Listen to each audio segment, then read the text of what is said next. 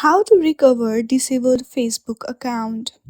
For that, first of all, open any browser you have on your device. Then, on the searching bar, search for Recover Facebook account. Now, at the top, you will see Recover your Facebook account on the Facebook official website. Simply tap on it.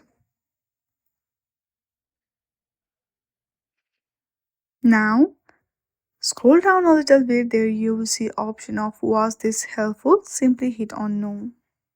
Now select Other.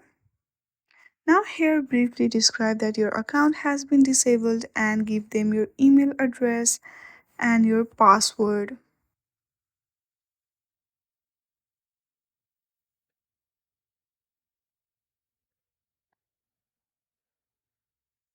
Now then hit on the submit and then you are good to go.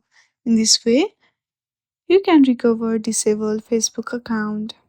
I hope you like this video. If you like this video, then please do not forget to like and subscribe to our channel.